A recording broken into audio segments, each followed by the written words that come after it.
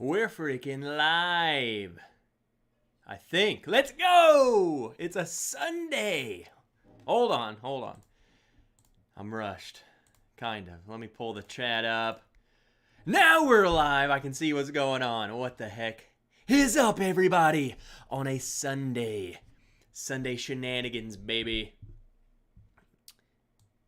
Let's go. Good to see you guys. I missed you Friday. I said, you know what?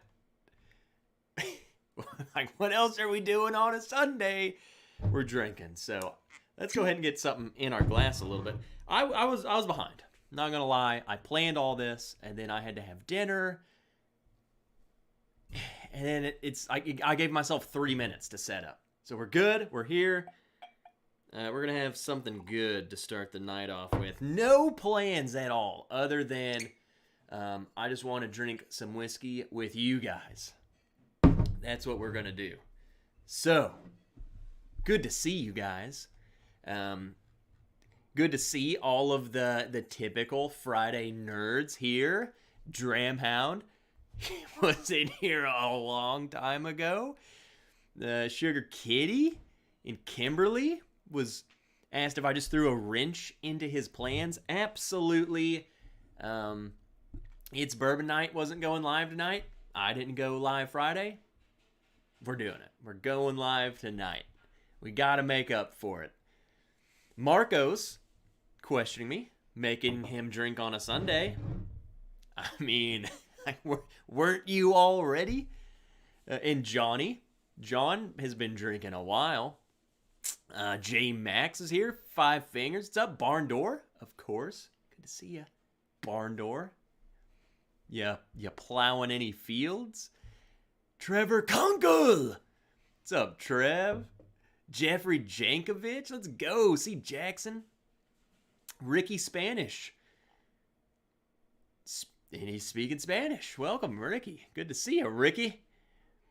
DC, cheer, wine, and moon pie. What is that? What you're drinking and eating? Keith J from MA. And Keith's comment is the first thing we're gonna talk about here in a moment. Steven the Claw. Holtzclaw. What's up, Steven? Kelsey Dime, good to see you, Kelsey. What the heck's everyone doing on a Sunday? Why are you guys here? You want to come drink? Were you drinking? And if your answer was no, are you drinking now? What's up, Dale? Andrew Kelly, Biking Bourbon? The Linux Cat says finally. Hank Williams Jr. Good to see you, Hank. Richard White. My faves run from 90 to 101. I guess you guys are talking about proof? Bourbon of the week. What's up, nerd? What are you doing? Mike Reed. Good to see you, Mike. Ethan Turk. The lesser half of the Turks, but still really lovable. Good to see you, Ethan. Kenny Killingsworth. What's up, Kenny? Barbara, happy Sunday. Some Michter's Sour Mash tonight. Cheers. See, Marcos, Barbara, was acting as if that's not what he was going to drink tonight. He was like, man, Trev's a bad guy. He's making me drink friggin' bourbon tonight. And then Barbara comes in here and is like, oh, yep, Michter's. Tom W., ready or not, here we are. Plowing fields, giggity. Absolutely. What's up, Craig? Chris Buzalencia. What's up, Austin Fultz? What's up, Austin? What have you been up to? Who else? Hindo. Go Braves, except for today. Maybe not as much. But still go Braves. What's up, David Bays? Good to see you, man. Heaven Hill 6 year for the Sixers game. Heaven Hill 6 year, like the old green label. How does... For one, we're testing something new.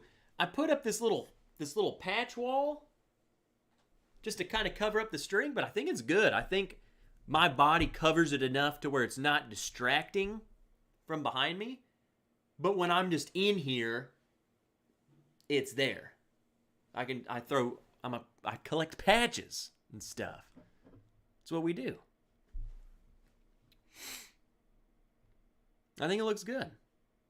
Looks good. It's blurry. Well, I'm just saying, like, I meant, like, I know you can't see, it's not going to focus on it just with me being in here, but I just wanted something there instead of just this wire going down the middle of my wall. And then, like, nothing. It's like bottles, and then there was this wire, and then, yeah, no, it just didn't look that good. But now the wire's hidden, it looks good. What's up, Robotic? What's this nice Sunday surprise? Well, I wanted to drink with you guys. What's up, JG? Get some simple white conduit to hide it. But you know what, Ethan? That is too easy. I wanted something to display my patches, and I figured I could put that right there. So it's just a whole area. All right, so first things first. Part of the reason why we missed Friday. So I want everyone, we're just gonna dedicate the whole night to a good friend of mine. He was in my platoon. He was a new guy when we got back from deployment. There was a group of new guys there. He was one of the guys. I have plenty of funny stories about him being a new guy. But a good friend of mine, I got news Friday that he passed away. So we're going to raise a glass in honor of him. And, yeah, everything you drink tonight is gonna be to him. I'm calling it. That's what he would have wanted. In fact, he would make fun of you if you didn't. So you better. My cheers will be to absent comrades. We're going to carry on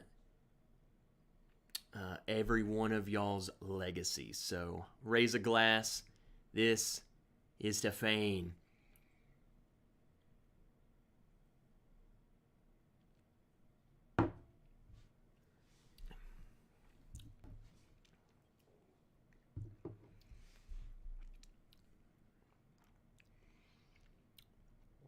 F-A-I-N.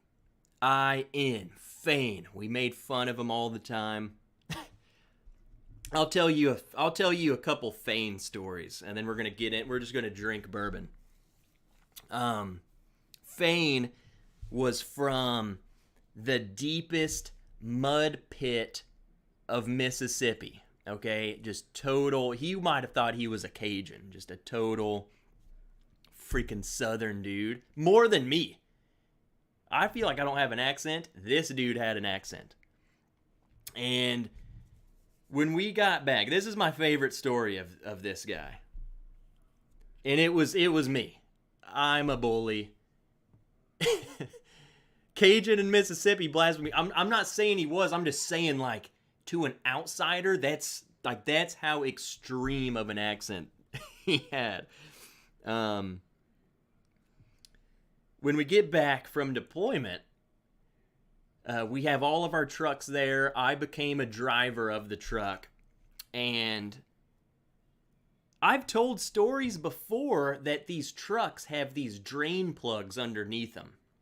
So when you go through the wash rack, someone has to crawl under there and unscrew them. Okay? And all of this mud and water and all this crap just shoots out of this hole. And there's like 18 of them. There's so many.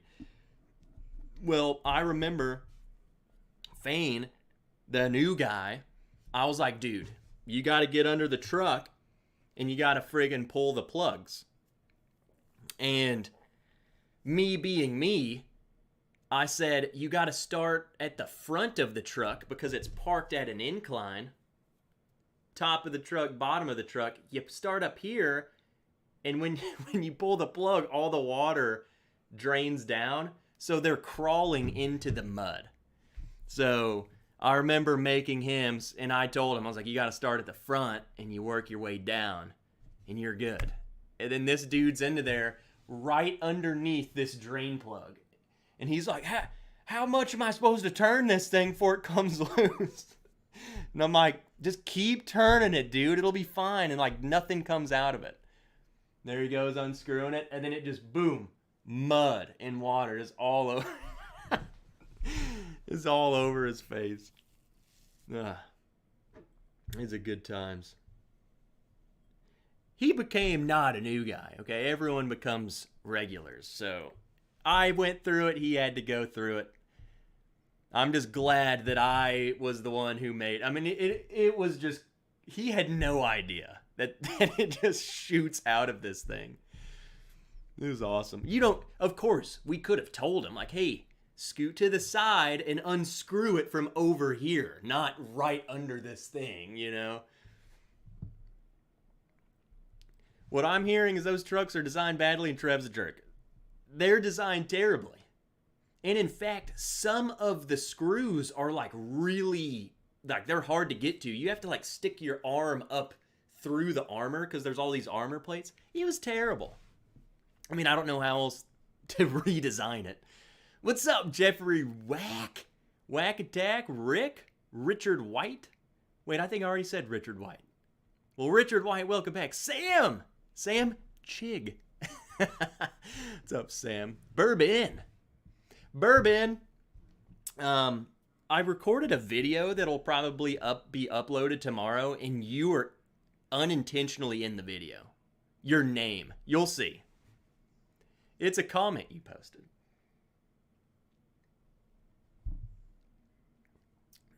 Tim Robertson, good to see you. Yeah, I'm glad all of you guys are here raising a glass for good old Fane. Pull the plugs pre-wash. Well, Hank Williams Jr., you know, honestly, I don't know why we wouldn't have done that. I simply can't think of a single reason why we would not have done that. That makes so much more sense. We never did it, though. I think it's because when you come out of the field, there's so much grime and stuff already in it that we wouldn't pull it. We could only pull it in the wash bay because all this mud's already in there. That's the only reason I can think of, because we could not do it at where we keep the trucks. We would die. Mike Franklin, the legend himself. What's up, Mike? 21090 Todd. You sexy beast. Univ. Wooniv Poke. Good to see you, Wooniv. Katie Turk, the better half of the Turks. Good to see you guys. What's everyone drinking on, man? Cheech. What the heck is going on here? Cheech. I love going on these different days because you see people who sometimes can't make a Friday and then they're there on another day. I'm like, where have you been on the Friday? I love it. What's up, Toby? Checking in. Good to see you, Toby. OGD 114. Where Stellum Black Label Rye. Steven, I know I've talked about this, or I've asked this before. So let me just get this straight. The Stellum Black Label Rye is the way to go, and the Stellum Black Label Bourbon is kind of a Can anyone attest to that? That the rye is better than the bourbon when it comes to the Stellum Black Label. Old Forester Barrel Proof Rye. Okay, Kelsey, sug it. Just poured a barrel, the barrel, not a barrel, the Barrel ADHD pick. Blue Note Uncut. Man, those Blue Notes are so good. In fact, that just reminded me of something that I want to do tonight. Where is it? I snagged the new Penelope. I mean, I'm sure some of you guys, you don't even have the other Penelopes, let alone the new ones that are coming. But for whatever reason, Arkansas gets all the friggin' Penelope. This is finished with French oak. And I'm going to tell you right now, and this is what I want to test. French oak is very strong, and I think when you say I like Maker's 46, it's freaking... This is literally from memory. It's like a Maker's 46 that's not a weeder, is what I'm saying. So, what's up, Ben H? Does that architect have the state of distillation?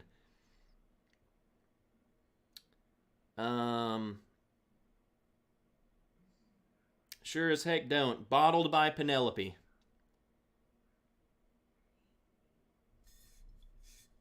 But then nowhere else. I think you might find it. Hold on, let me read, because sometimes they hide it in this. They hid it on the light whiskey. They hid it within the little breakdown. So let me read.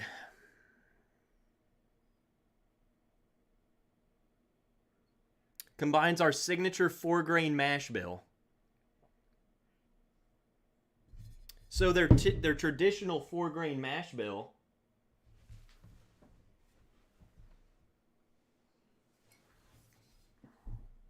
It's got to be Indiana, because that's the way they did it. They're saying we took our standard stuff and put it in French oak, is what they're saying. So I got it. It's MGP.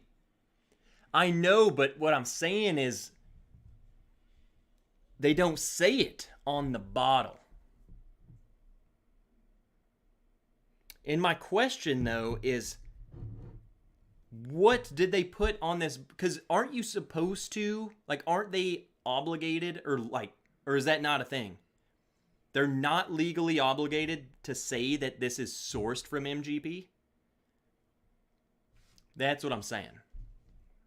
And I feel like there's little, if they are legally obligated, then I feel like they can say little things like, it's our standard stuff, which is MGP. So we don't have to say that it's MGP. They are not legally obligated. Are they legally obligated to say something? Like, aren't they supposed to, like, I feel like there's something somewhere that says you have to put something like bottled by whatever. You can't just not put anything. Maybe you can. I don't know. Maybe you can. What's up, John Reese? Yeah, we're going to get into it because I think it is. It's super French oak, man. Trev, how close are you to Bentonville?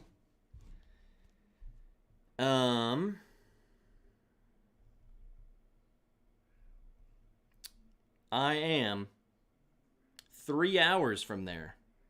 Okay, so I see that's above Fayetteville. Yeah. It's not a bad, it's good up there. Fayetteville's awesome. I go to Fayetteville. It's a 3-hour drive, straight shot. What's up, Roy R? Doing things. Driftless Glen Single Barrel.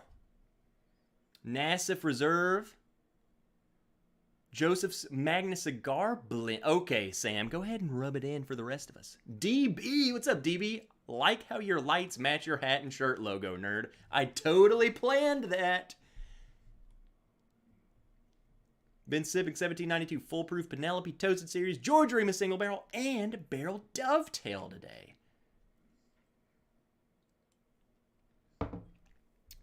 I started off with this Redwood Empire because this is one of my favorite bottles I might have ever had. I love this bottle so much. Yeah, Ethan, I'm glad you said that. That's why I even said that. Because I have the Crossroads, which is also French oak. Similar proof, like 104, 100. So, I feel like that'll be a perfect little comparison. Blue labels? Come on. We'll do that next. Section 35E of Regulations, number 5, provides the labels of whiskey and straight whiskey shall disclose the state of distillation of such whiskey if such whiskey is not distilled in the state given in the address on the label. If such whiskey is not distilled in the state of given.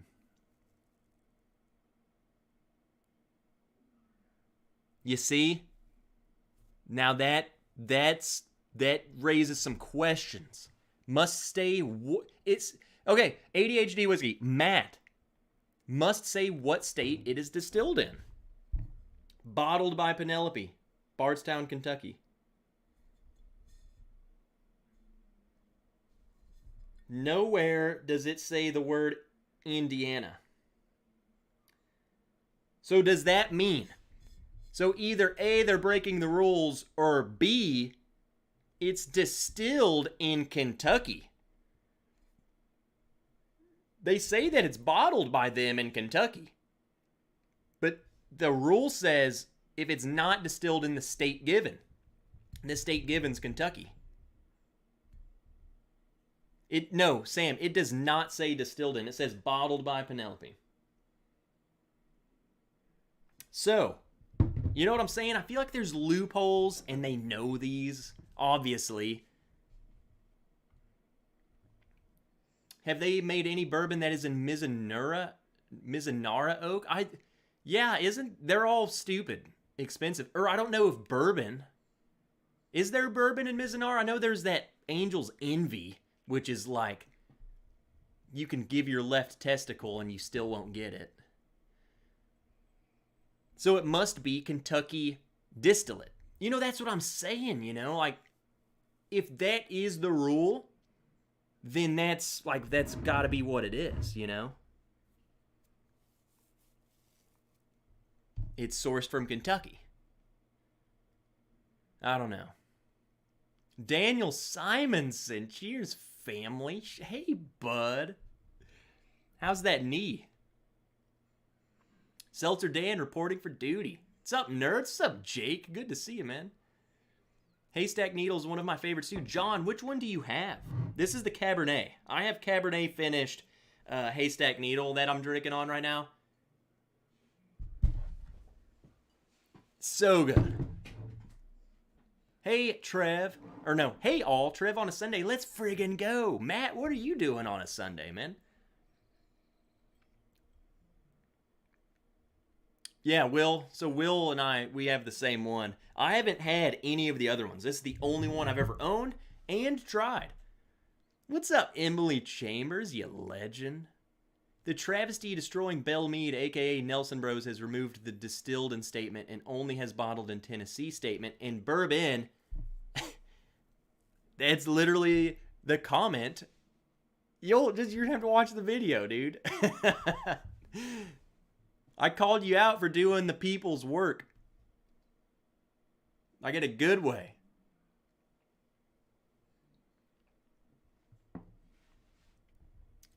It tastes great regardless. Jeffrey Wack, I don't know exactly what you were referring to. Probably this whole, where the frig are you sourced from? Because no one cares. If it tastes good, it tastes good. It is weird though. Like, I don't care. So it makes me wonder, like, why go through the loopholes?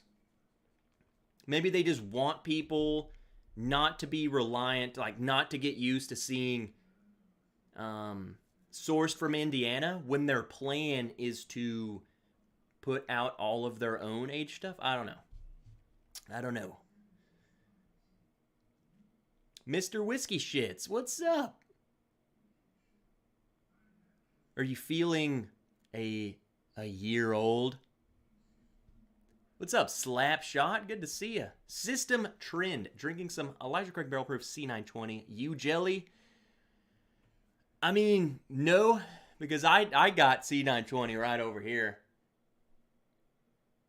It's a great bottle, but when it's gone, I would be jelly. That is quite a phenomenal batch.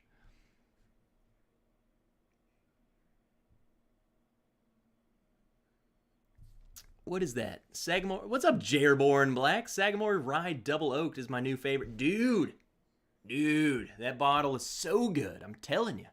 There's a huge bias for Kentucky bourbon. People will pay more and buy more for Kentucky. And I think that's what they're doing.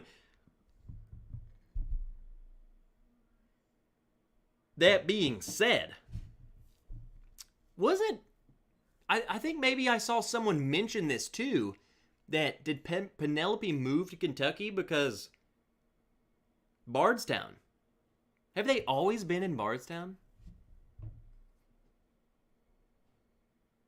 Bottled Bardstown? Huh. Interesting. I don't know what I was thinking. Dustin Hendricks. What's up, Dustin? What are you up to? Blanton's comes from Kentucky. That means bourbon has to be made in Kentucky, right? Yeah, all the smooth ones. What's up, Scott Pigsley?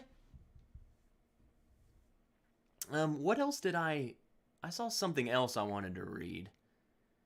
John Reese, mine is a 12-year Chardonnay finish. I would love to try that Chardonnay finish, John, because I have Thomas S. More Chardonnay, and it's freaking weird. Whereas this is great, that is, I don't know. I feel like it doesn't go. They don't, Chardonnay and bourbon, you know, it doesn't do this. It's more, I don't know. It's something. It's something. Chris Dunning. I found Elijah Craig Barrel Proof store picks to be awesome. Blind tasting 3. Oh, okay, everyone, we're going to check in with Chris Dunning here in about 20 minutes and see how he's feeling.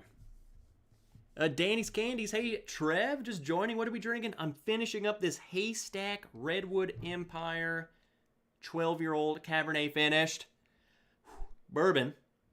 And then we're going to move on to a little toasted or French oak battle. Penelope, the new Architect series, which is toasted oak. Crossroads, or Blue Note Crossroads. And then we might as well just throw in Maker's 46. And then it's a French oak.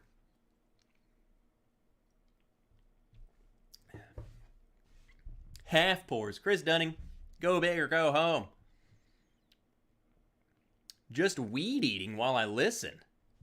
Dustin's out there yard working.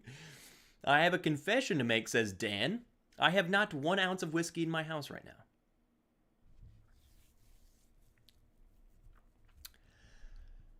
What is wrong with you? Hector Torres. Hi from Puerto Rico. Big fan. Hector. Hector, man. I've never said Hector's name, I don't think, because he's saying hello and I'm from Puerto Rico. What the heck? Good to see you, man. Dan, go pour a hurricane and get back here now. Oh, Toby Garvin. Toby Garmin is calling it now. Penelope over Crossroads. 46 kills them both. I'm not going to do it blind. I'm going to just do them side by side, and you're just going to have to hear the Scouts honor, and we're going to call it good.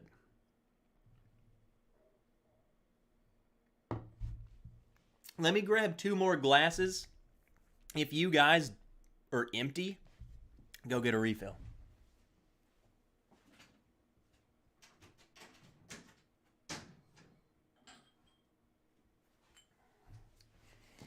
All right. And we're back. If you haven't poured a refill, if you were up and pouring a refill, you lost. You owe me a second refill after that one. So now you're back. Trev's packing in the back. Tom Lynch. What's up, Tom? May have to pop my Sagamore double. Do it.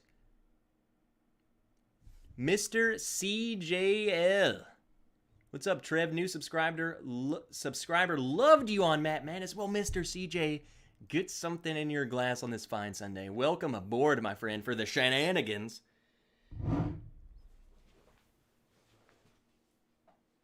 That's the other one we needed. So, we're just going to go in order. We're going to do Makers, since it's the lowest proof at 94. And then we're going to move on to the Crossroads Blue Note French Oak 100 proof.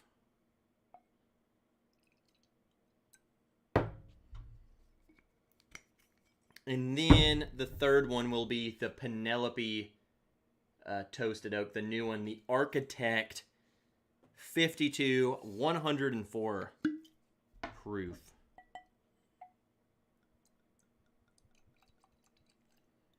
There we go.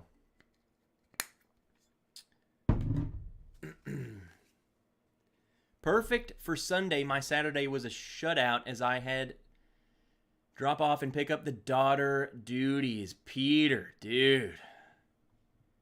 Had to be a dad. Crap. Those bourbon guys. Good evening. What the heck is up, guys? What are you up to? When is the Bourbon Wrench pick going to be available? We still don't have a date yet.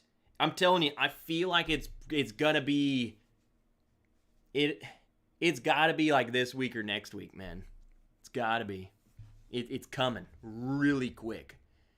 Gary Franchi, what the heck is up? Donald Rance is popping in for a few minutes, about to have a nightcap of Lafroig. Oh my God, Donald. Let's get some Makers 46. Let me start smelling these.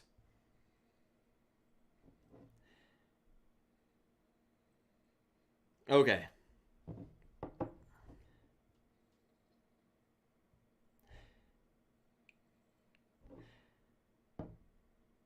I don't know why I thought, maybe on the palate, the French oak shines through, and I'm like, man, this Penelope tastes like Maker's 46. On the nose, Maker's 46 is totally different. The French oak on it, it's just so much more of that weeder profile. It's like a melted caramel cube. It's just that Maker's profile, like a milkshake.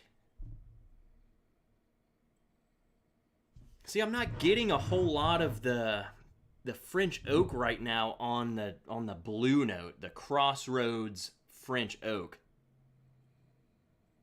It's there. It's just everything about it's kind of soft.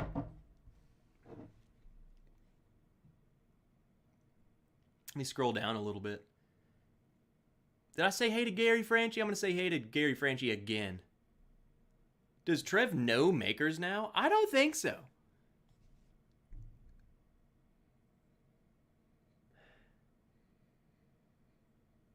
Yeah, the Penelope is much oakier. Like, let me put it this way, because you're going to say, well, they're both French oak. It's like, it's woodier. It's got more of a woody than the Maker's 46. Maker's 46 is like sweetness, vanilla caramel milkshake melted on the nose. The Penelope, a little woody. Be more bourbon. What's up? Well, shoot, now the blue note's smelling woody.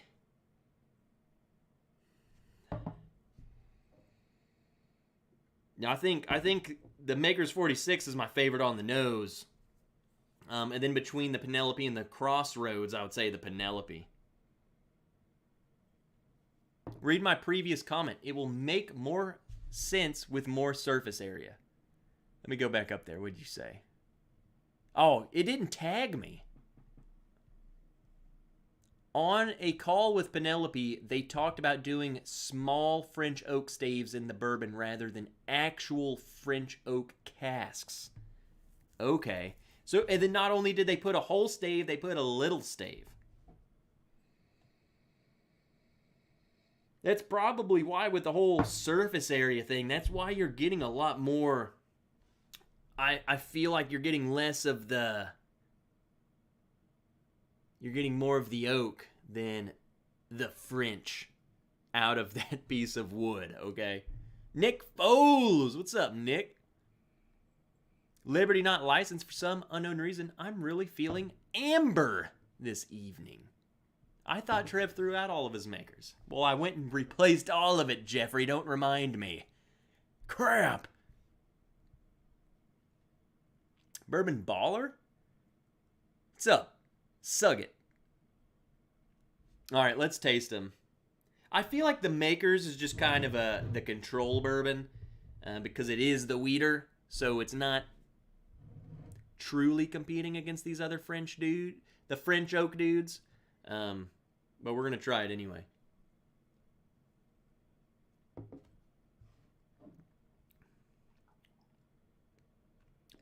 Honestly, okay.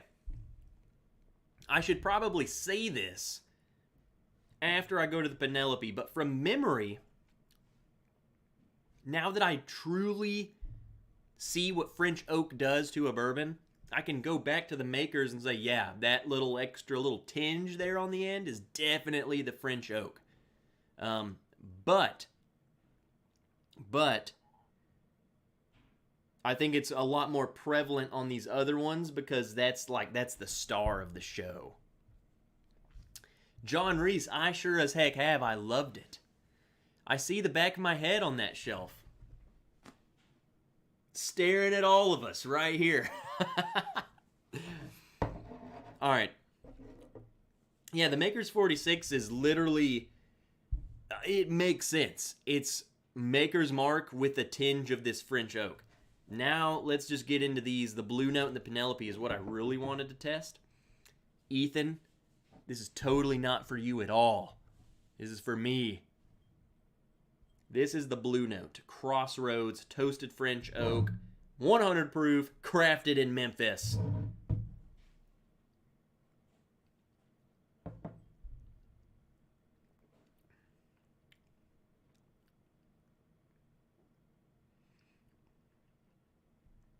It's pretty oaky. Like, here's the thing.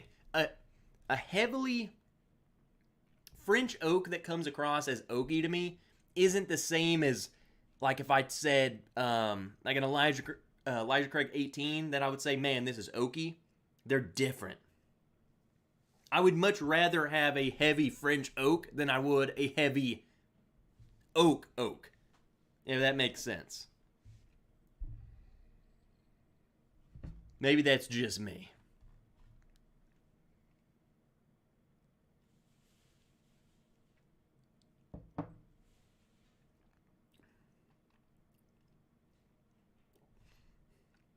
I don't know. I'm not really getting anything else other than like French oak.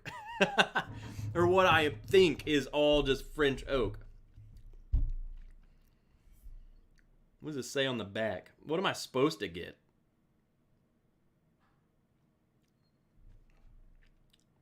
I don't know. It's good. It's just not, I don't know. It's not mind-blowing. What's up, Casey Metallic? Like Metallica or like metal? You're metallic. What's up, Casey? All right, let me just move on to the Penelope.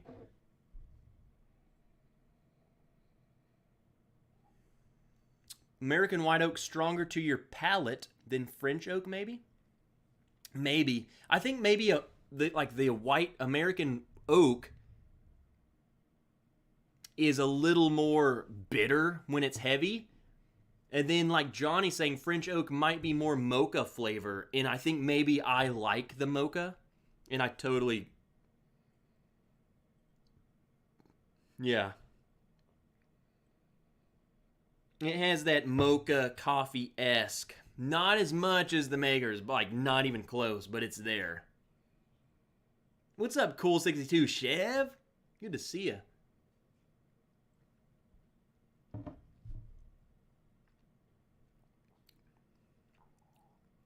On the palate, though, it's less mocha. On the nose, it's definitely a little more mocha. On the palate, dude, friggin' total, it's friggin' wood. I should send you a Maker's Mark private barrel from my local store. Stave Prowl Stave Profile, 2 French Cuvée, 4 Roasted French Mocha, 4 Maker's Mark 46. Uh-oh. Dude, I only have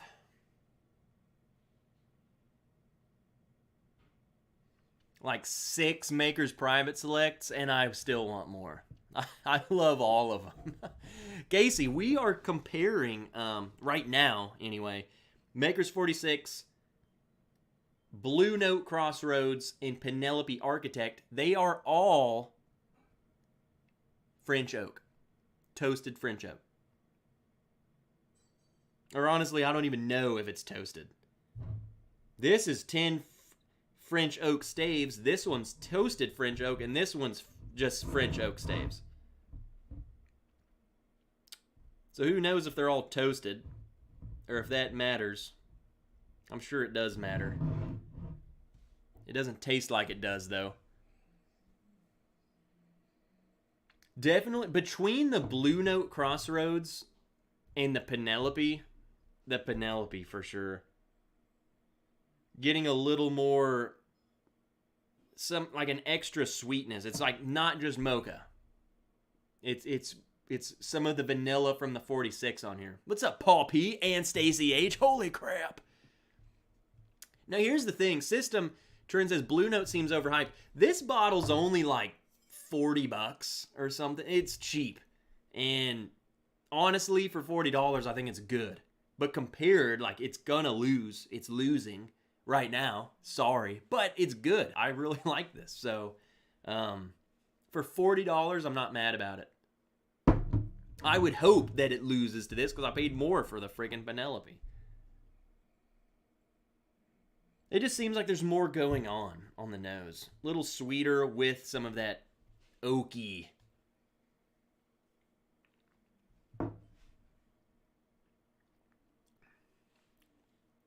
The palate's definitely, again, it's oaky, but it's got mocha, like a vanilla mocha blend on the palate, whereas the Blue Note to me was just pure oak.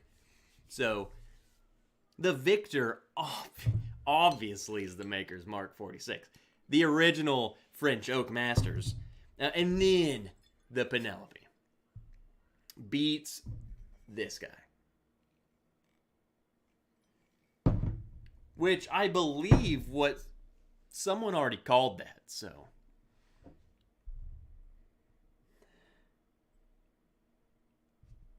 it's interesting though. These bottles are crazy just because if you don't know what French oak tastes like, or if you don't like Maker's 46, this is a different way to experience French oak, I feel like.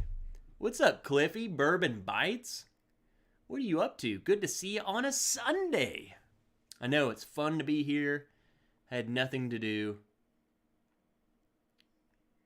Okay, I said hey to Paul, but I didn't read his comment. He said, nice shirt. Since I'm originally from Buffalo, I'll just interpret your shirt as being a fan of Buffalo. It's not at all. The Buffalo National River, Arkansas. I'm not a fan of the Sabres, the Sabres.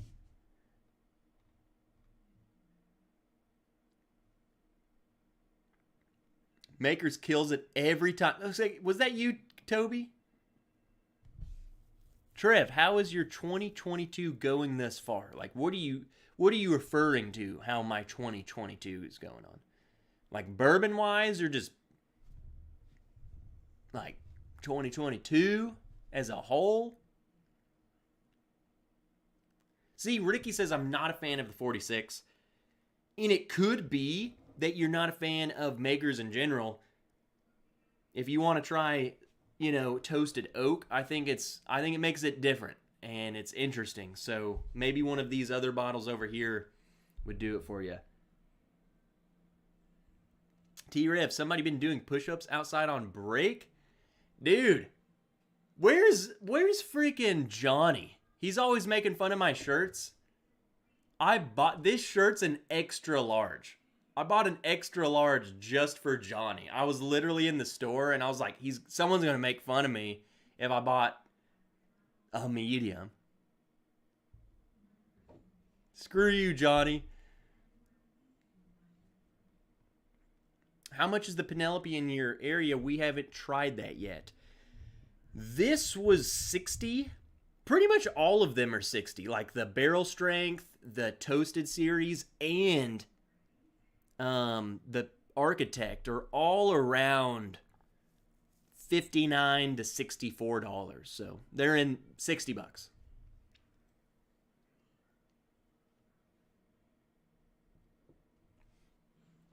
Normal person size clothes. Dude, I wanted to buy a large. They didn't have one. You know what they had? They had a medium and they had an extra large. So I was like, okay, I'm going to try the medium on specifically for Johnny. It was way too tight. I saw that and was like, the chat would never, ever, ever let me live this down if I bought this freaking t-shirt. So I got you the extra large. Are you happy? Dang. Grant! Holy crap, Grant McElroy. Grant,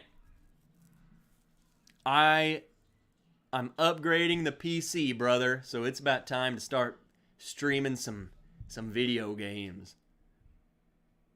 Should have gotten the medium husky. So, a schmedium. No, it's not a schmedium, man. No more schmediums. Everyone wants the schmedium. Whatever. You guys are a bunch of bullies. Whatever. All of 2022 as a whole. 2022...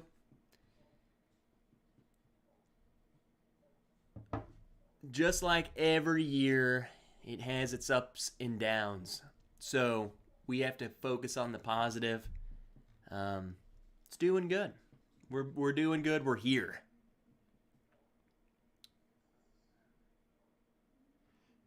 Well, Trev, not sure if it's the t-shirt or the cap, but you look like an 8-year-old boy today, says Barbara.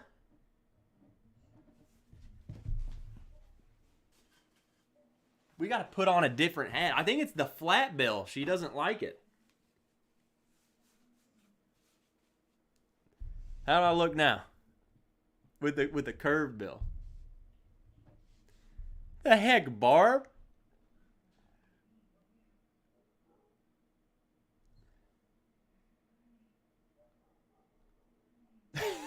Donnie. Oh, now you look 9.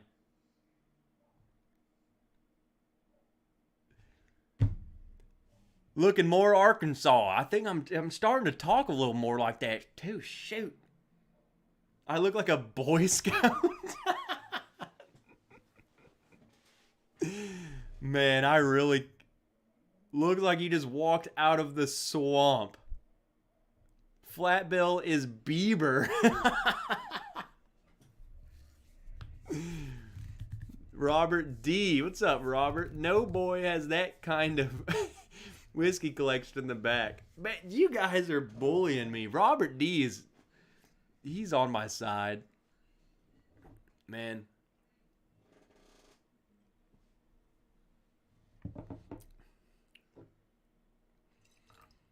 All right, I'm ready to move on to something else, but the last thing to do with this French oak stuff, you guys know me, is to blend them all.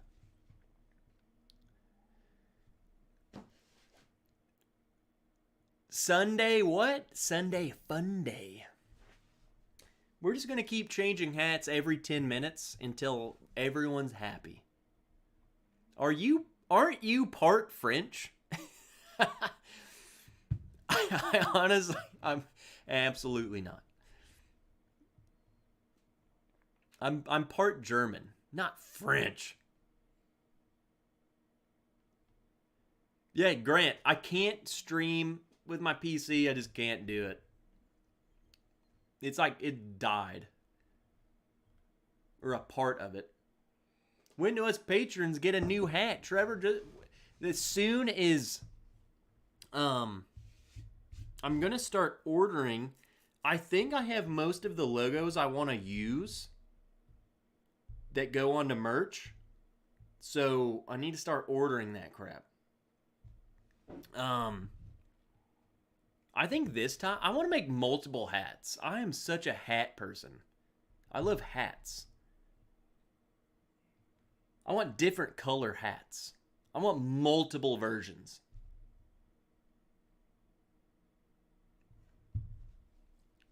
Is that a Sugget hat?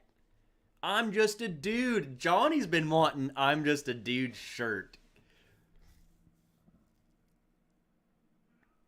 Oh, that's right. I need to make a flat bill hat. Trev, order me a flat bill. Curved hats are not allowed on the West Coast. See? I need a flat bill hat. I need to make multiple different ones. What's Miss Wrench doing tonight? Well, I made her a margarita, and she went straight to the couch. She hasn't moved since. Not a muscle.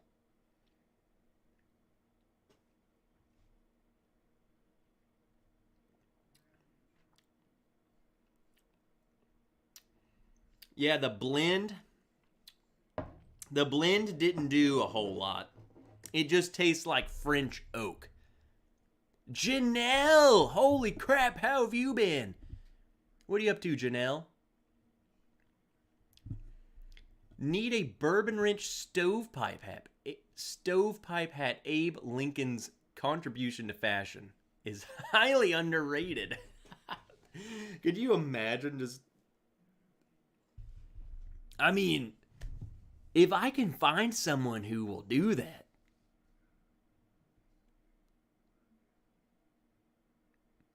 The hat you have on is perfect here in Wisconsin. Low profile with them curved bill. You just blend in with everyone else.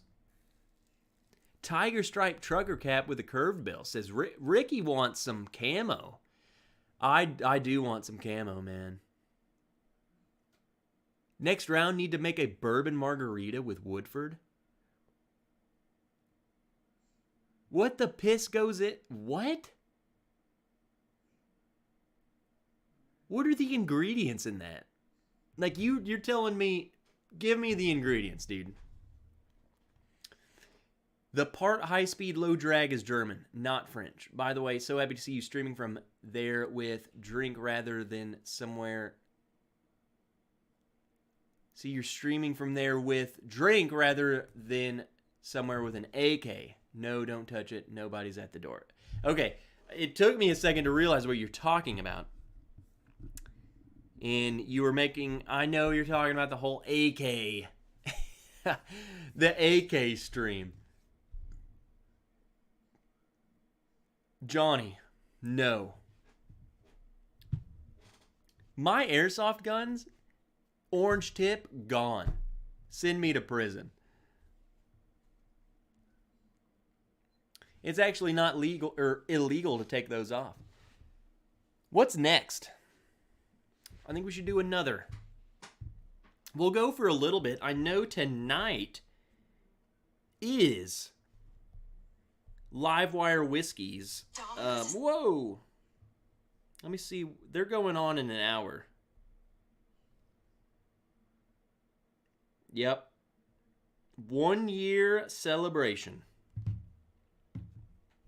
Your stream is illegal in California. What? Sub out the tequila for Woodford. So you're telling me like margarita mix? I use margarita mix, dude, not like fresh ingredients. So I can't picture that being good, to be honest. That's what I'm having trouble with. My air hard have not orange tips. My airsoft rifles don't have orange tips. All right, Grant, go to bed, nerd. Bourbon margarita is just a whiskey daisy. And there you go with words I don't even know. The notorious AK stream. All right, what are we drinking? What are you guys drinking? I need something else. Janelle's just got in from work. Trev, you should make my margarita recipe. So much better than from a mix. I mean, we like the mix. I need to try it. I need to try and make a legit one. Because we love the mix. Smoke Wagon. Tom says Smoke Wagon. J-Mac says Smoke Wagon. Steven says dude. I think Steven just heard about my margarita and he just had an aneurysm. Lime juice, orange juice, salt, tequila. Like fresh lime juice or out of the little bottle?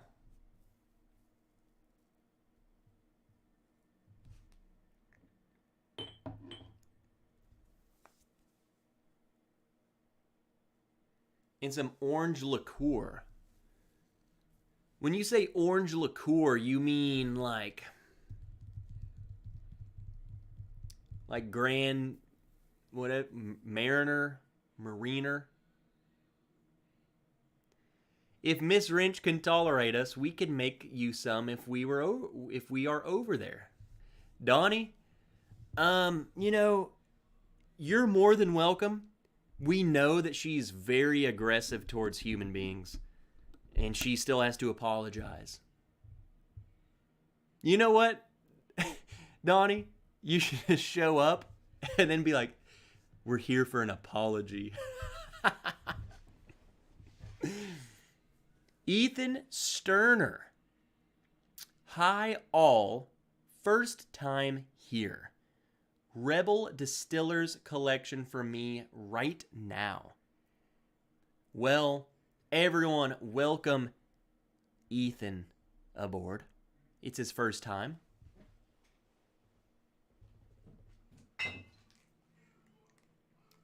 And to pop his cherry, I will have a little sip of this with you. Welcome to the shenanigans, nerd. Glad you are here. Mark Immenecker, out of nowhere, the Contro. That's how you say that, Contro? Squeeze the frickin' lime, Trev. Paul P's drinking NyQuil. Paul, get to feeling better, dude. Let's drink some of this Ezra Distillers collection. I actually really like this. I like this so much better than Ezra 7 barrel strength.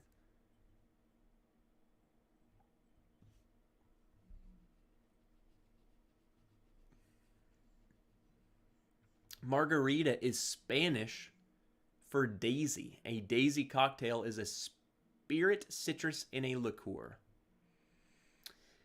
I'm so uneducated.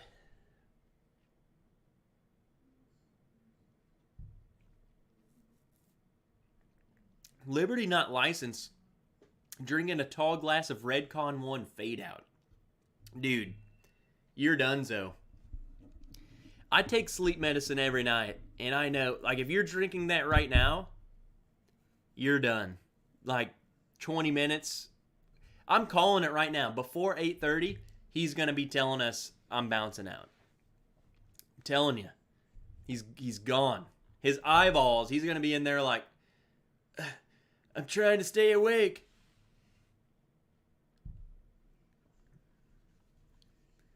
Drinking... Oh, Mark Immenecker, sipping in... Did he mean an Old Forester Old Fashioned? An Old F Old F? Is that what he meant? Now we have a better Ethan. Ethan S. is better than Ethan Turk. I don't know. Ethan Turk, we give him so much crap because he's so good.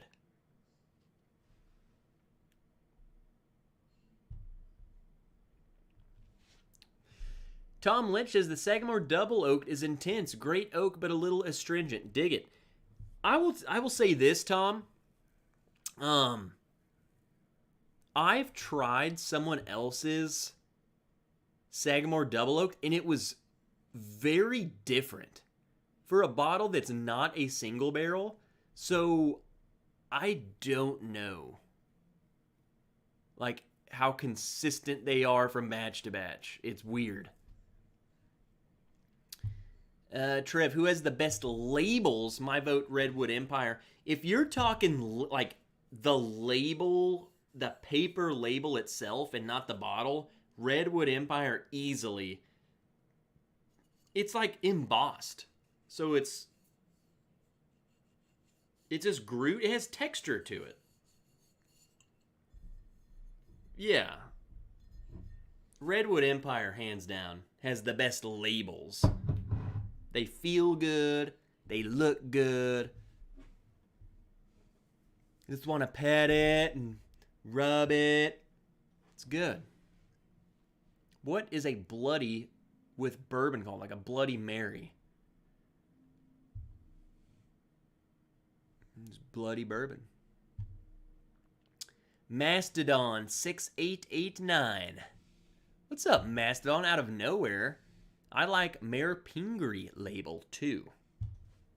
I like their label a lot. I haven't touched their label, so I don't know how good it feels, but it looks good.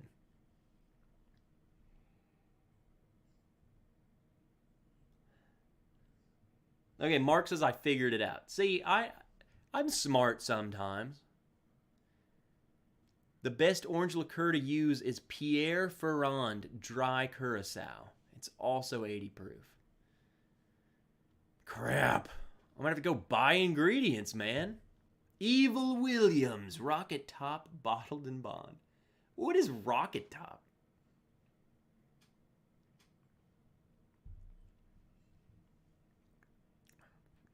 Whoa. Pingree's also textured. Then they might be a contender. For sure. Have you tried, Trev, Boo Ryan. I love that name, Boo Ryan. Trev, have you tried Still Austin Cask Strength? Not the... Maybe? Last Friday, I had a Still Austin, and I don't remember if it was the cask strength or if it was just one of their other products. All I remember that it was Still Austin, and it won by far out of all of the Texas whiskeys. So good. It was so good.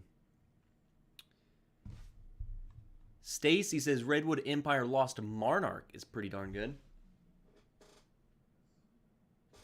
It's pretty good. The label's cool. And it tastes good. Blood Oath labels are killer. I do like pretty much everything that comes out of like all the Blood Oath bottles, like the Rhetoric bottles. I think they all are cool. They do good with their marketing and their look. Sub Jameson Orange for orange liqueur. Compass box labels. Those things are, yeah, those monsters that are always on them. That Ezra Brooks is embossed, right? It does have a little texture, but it's not to the level, like, there are significant divots on this haystack. Yeah, the letters on the Ezra Brook, they're definitely raised.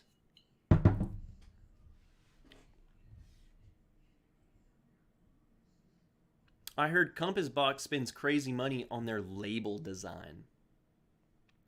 I mean, whoever designs those graphics, I mean, that's like a work of art. If you guys haven't seen Compass, if you don't know what that is, if you're only into bourbon, just Google Compass Box and look at their labels. It's always some sort of elaborate, creepy drawing, you know.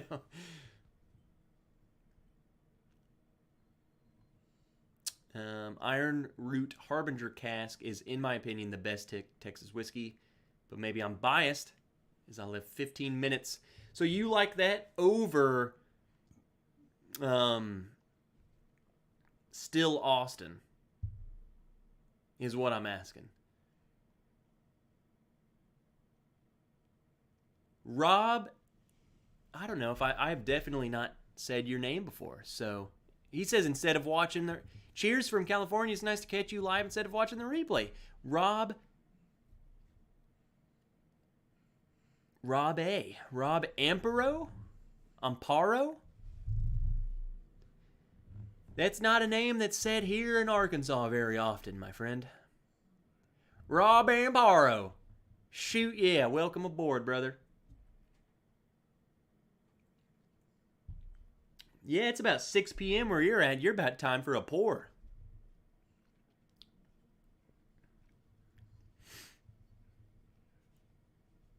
I like Yellowstone pick labels. I like every label from Yellowstone, man. I love the bottle. Like, I don't know. There's something about the glass shape and everything. I think it's really cool. And in fact, on the Mash and Drums live stream where they like were voting between bottles, totally voted for that one over which one did it go up against? It totally lost, but guess what? I voted for it.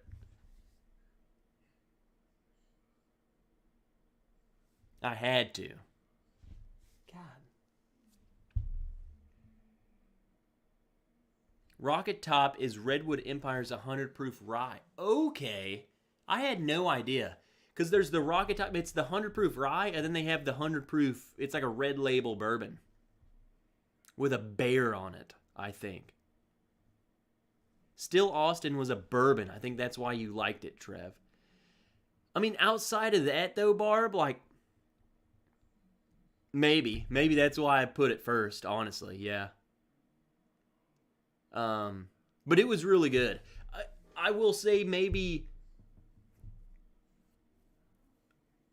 I guess to accurately judge it, I would have to put it up against like the Iron Root Harbinger, like other bourbons or something, you know. The Grizzly Beast, that's right. I haven't seen those here yet. I get the other ones. I haven't seen those. I don't know if they are going to be expanded or not. Love the sticker for the next pick. Biggin represented. Keith, literally, okay. So, for anyone who doesn't know what Keith's talking about, the Bourbon Ranch, we teamed up with David and Kira from whiskeychannel.com to do our first ever store pick. And I posted a picture of the label on Patreon, and it's ridiculous. Keith, can you attest that it's ridiculous? I had no say in anything about that label. You know, David came to me and said, "What are your ideas?" And I said, "Whatever you want, just put Biggin on it." And that was all I said. I don't care what you do with it. I don't care. Just make it funny, dumb. I don't care. Biggin has to be on that label somewhere. Period. That's all. That's my only. You don't even have to put me on it. Just put Biggin on there. So yeah, Biggin's chilling at my feet on the pick, on the store, on the stickers. So we're immortalizing Biggin. So I look dumb. I look so ridiculous, man.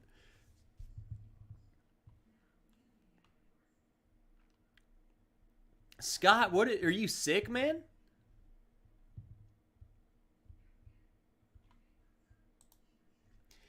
We've been gone, so like Miss Wrench's family had rented a cabin up in the north part of the state, and after everything that happened Friday, I was like, dude, we need to get away.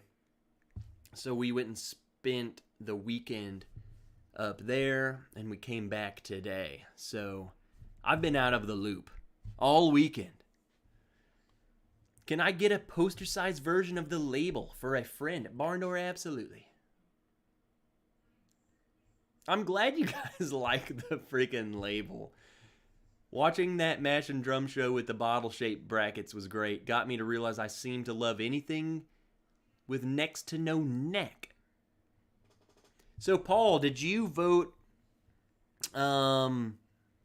Blanton's versus Old Fitz? You voted Blanton's, didn't you?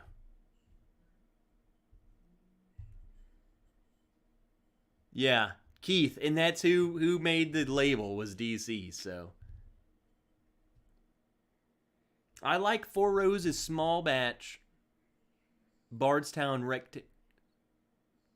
Oh, he meant Four Roses single barrel Bardstown rectangular design. I like the Four Roses better than the Bardstown. I'm not. Where are my Bardstown? Oh. Like Bardstown is fine. I didn't vote for it. I wouldn't vote for that. There's no bottle. There's very few bottles I look at and say that bottle's stupid.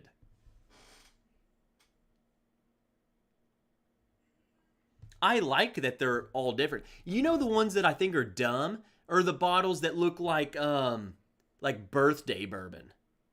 It's so, how impractical is that? It's like a tube. It's like this big cylindrical bottle and then a neck right out of the middle of it. I don't like that. I do not like birthday bourbon bottles, and there are several other brands that I don't like that have that same shape. I'm like, how do you even pour that? It's dumb. Give me a I don't know. I don't like that one. Otherwise, I like them. I like the Frey Ranch Castle and Key. Someone in his comment section was saying, you know what I don't like about the Frey Ranch? Is the color. I don't think it's, I don't know, something about the color choice doesn't, I don't think it looks bad, but it, for some reason, takes away from the bottle to me. Angel's Envy is gimmicky. Absolutely. I think it's, I'll be honest, I like the Angel's Envy bottle because I have a tattoo with angel wings. And it literally looks like Angel's Envy. I feel like I got this tattoo before I was even drank bourbon. So I didn't steal it. That's why I like that bottle. So, but it's total gimmick. Because the juice inside sucks. At least the ones I've tried. Not good for the price.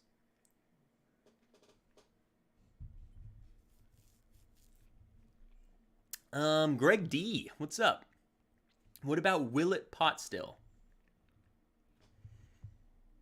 Hold on, I gotta show you something.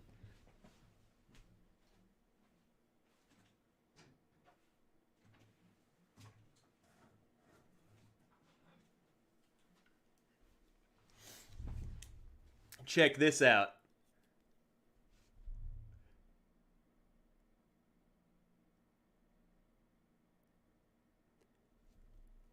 Did you know they make little minis of that stupid bottle?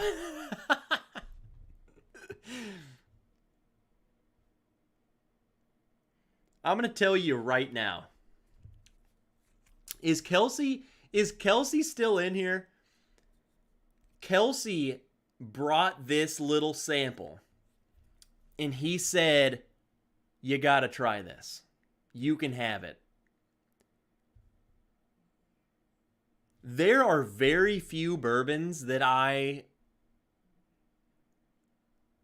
how do I word this? There are very few bourbons that I would buy, that I would be mad that I bought it. This is so gross that I would be pissed if I bought a full bottle of it. It's not good. This is not good. Does anyone in here have you tried this and think it's good? I'm curious. I do not like it. It smells fine. In fact, I'm going to take a little sip. Ugh. Barbara, I have not done the Rock Hill Farms. I'm going to do that. I'm going to do that in a video. I'm going to do it in a video. And I'm not going to try it until the video. I want to be totally blind. I still have an unopened giant. Though they literally make like a 175. You could kill a human being with this thing. It's like a freaking hammer. I really dig the new Knob Creek bottles that are kind of rough looking. I do. It's like they're melted. I like those too. They're cool. To me, it's better. Elijah Craig small batch bottle. Bring back the pirate bottle. Tom Lynch, the pirate bottle, man. What's the thing on the left of the barrel behind you, Trev? Like this?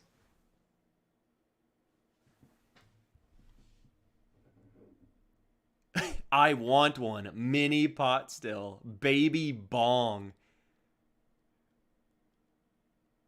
Not crazy about Stag Junior bottle. User of common sense. User of common sense. Hello. Welcome aboard. Blade and Bow bottle is nice. I do like it. I honestly like the Blade and Bow is the one that had the little key, right?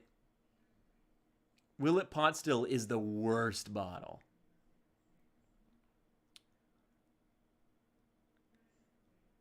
I love it. I love hearing everyone's opinions. Who just said that? Funny, the bourbon community has some strong feelings on labels.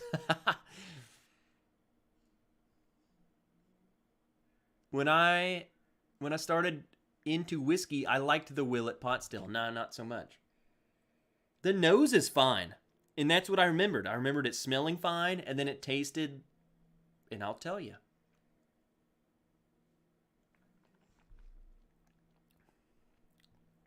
Bruh.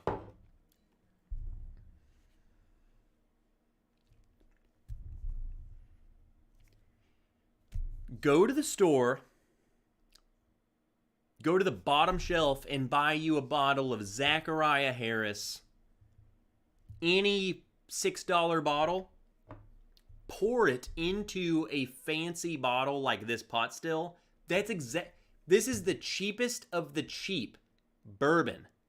This is bottom shelf bourbon that's put into a $50 bottle. We all talk crap about Blanton's being, it's a $40 bourbon put into a $20 bottle, so it's a $60 price tag. This is a $5 bourbon put into a $50 bottle.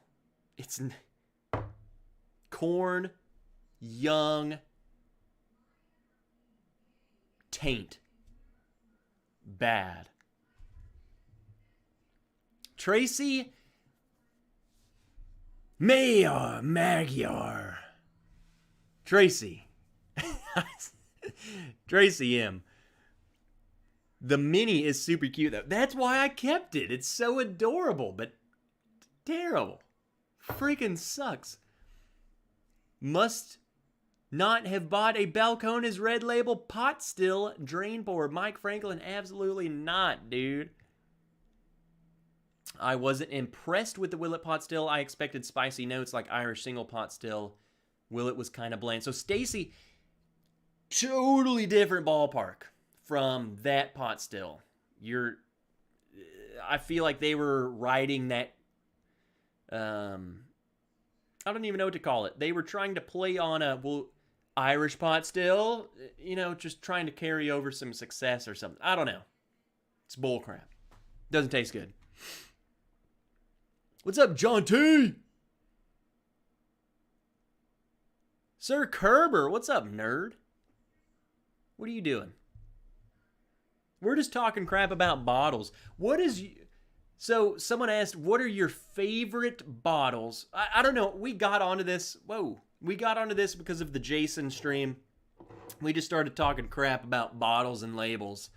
So what does everyone... Put a comment. In that comment, just say, what's your favorite bottle? So it's like favorite this, least favorite this. I want to know which bottle you absolutely love and which one you hate. Biking Bourbon says yes. Weapons.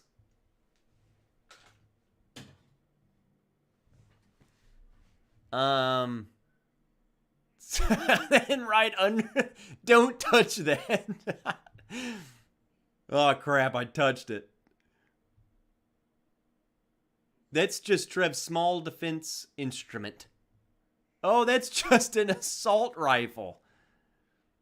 No, that. Ooh, here's a good one. Here's a good one. Keith. Thoughts on Maker's 46 change?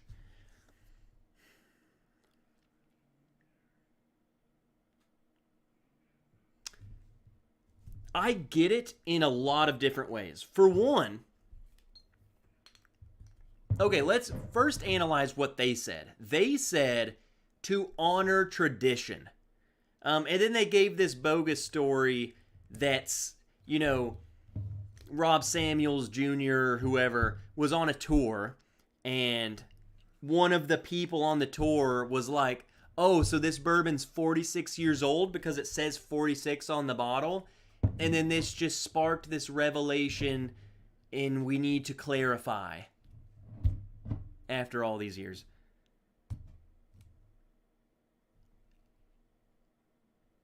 I think that's a bunch of bull crap. They were just trying to find a story. But they were saying to honor tradition because the regular Maker's bottle, like that's what Marjorie and the red wax, and that's how it was. So I get that is tradition. So that all of their bottles should be that. I don't know. I guess that's what they're going for, just tradition. I think I like this. I love the bottle shape much better. This is sexy. Look at that. Sleek. It's got those curves to it, you know. Round up here. Whoop, thin down here. Good looking.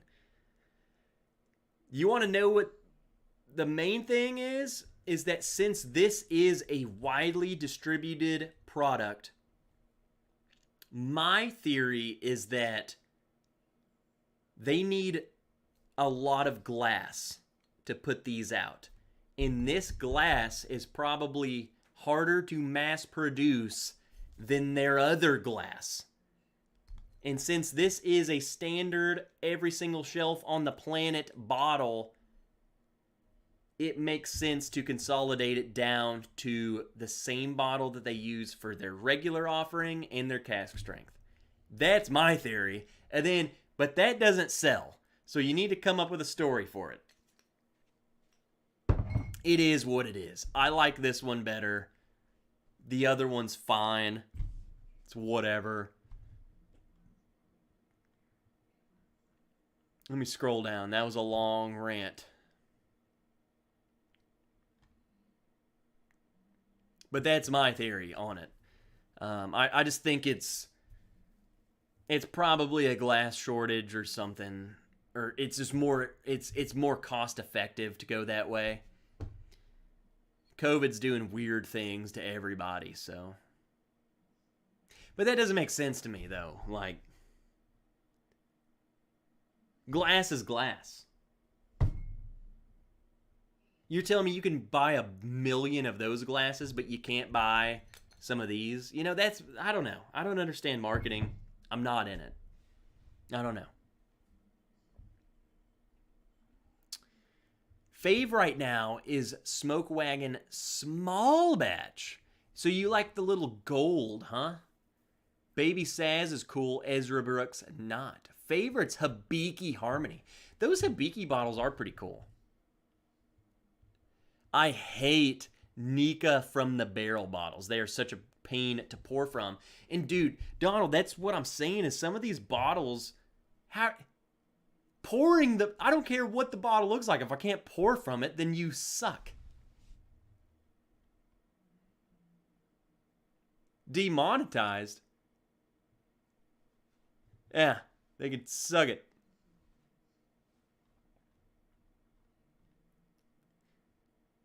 You mentioned Frey Ranch labels. I do like the barrel proof label, the yellow and black words, and you could knock out a zombie with those bottles. They have to be a pound themselves. I do like when the cork is heavy. Favorite bottle, any Stag Junior. Least favorite, anything Pappy. System is just like, I don't. Do you. System. Do you hate the I'm talking specifically like the bottle shape. So do you hate Pappy for what it is, or you just don't like the bottle? I'm specifically talking like design or marketing.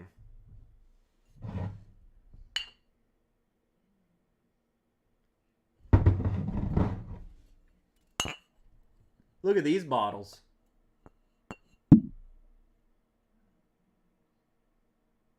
Are these not the same?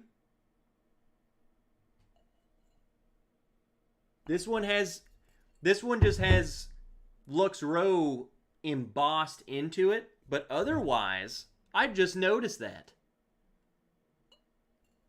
They're pretty close.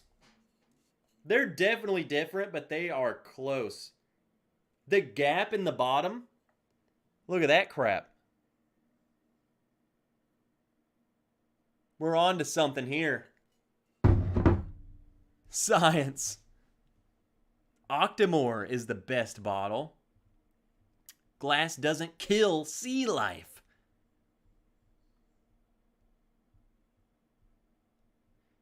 Wish we could have a show just on cork, synthetic versus real. I honestly don't care. I don't know if it makes a difference. That's a real one. I mean, I don't know. I've never like tested cork.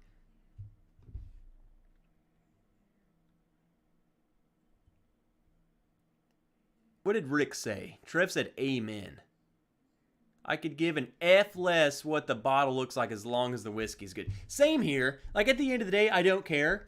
Some of the worst labeling in bottles have some of the best stuff. It doesn't matter. And honestly, I feel like that's good for people like us because a lot of the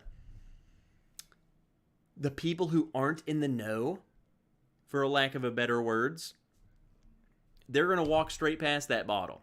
And they're going to go straight for the Weller. Whereas us, we're like, oh yeah, you passed that bottle because its label sucks. Well, guess what? It's delicious.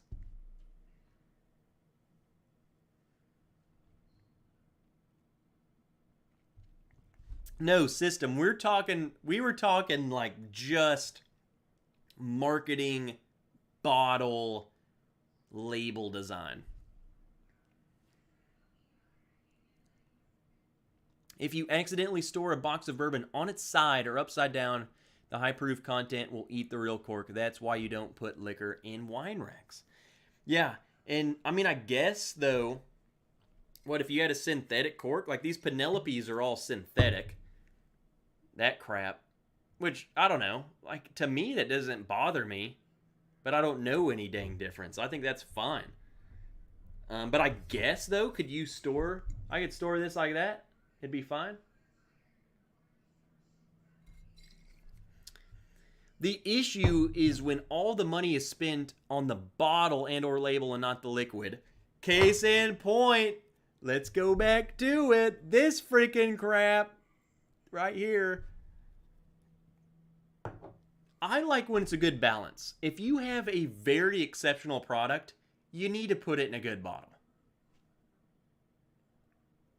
Like, or at least, like, I love this. And then the label is awesome. These Redwood Empire bottles, all of them, even the budget $30 bottles have cool labels. I like that. I really like that.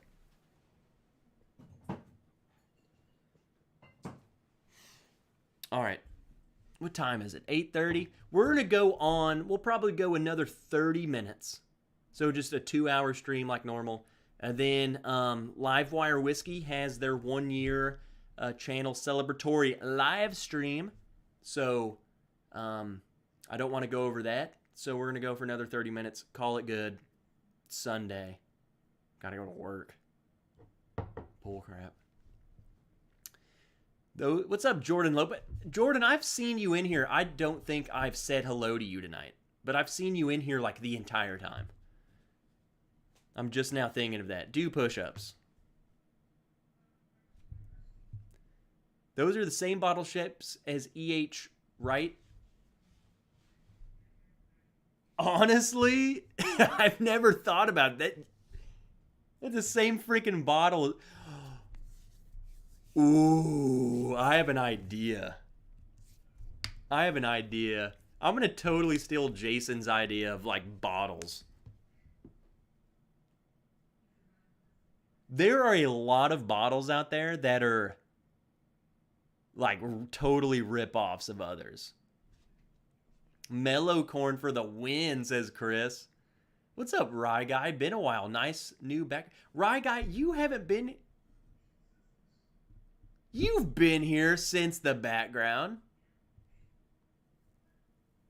Cork design. Bardstown Bourbon Company's original solid brass. Peerless. 1792 plastic. And Tom, I agree with you, but some of the Bardstown corks are definitely the plastic too. They suck. Like the Fusion Series corks, garbo. They're phony. Phony. The Discovery Series corks, good. Springbank has the crappiest packaging anywhere and produces some of the best scotch. And that's just part of like, hey, we don't give a crap what we're putting it in. That's what you get, and it's the best. Trust me. Marketing sells for the taters, and the distilleries know this. Almost 5K subs. We're getting there. We need to have a party. Let's get some subs going. I mean, almost. Like, we still have like 200 subs away. We'll get there. Anna, what's up, Anna Falk? Good to see you. One of my favorite bottles is a craft distillery from Minnesota. Furious American Malt Foundry Distilling. Minnesota? I don't know my abbreviations. I have sent you so many bottles, I should know your address. You've won so many things. Whoa! Glock Juice just subscribed.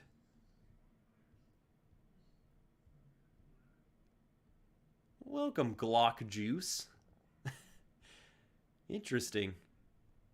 If my Glock had juice coming out of it, that was a good night. Time for another drink. What are we drinking? There was no agenda tonight, so if you want me to drink something you see back here and review, I'm not going to review it. You'll get my review of it. The old Ezra 7 is a great label too. Shame the liquid is meh. Well, Ethan, it's the same exact bottle, like the bottle as the other one, but yeah, the label is cool. The label itself is really cool too. I'm not a big fan of that either. I like the Distiller's Edition way better. And I think it's the same stuff.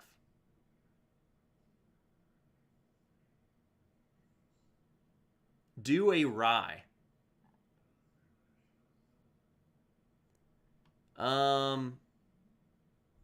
Drink some rye. Then Robert D did a $20 quick thank you for the Barrel Seagrass 16 review.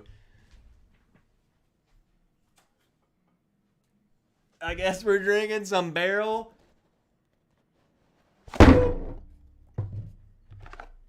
Seagrass 16.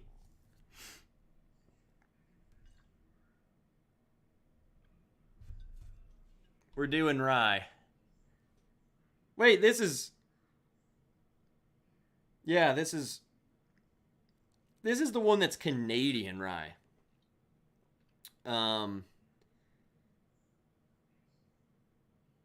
Let's do it. I will say the cork on this one too. I hope the camera picked that will kill somebody.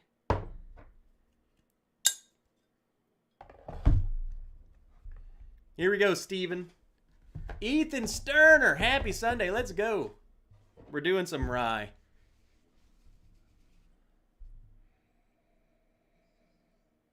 Man, I really like this stuff.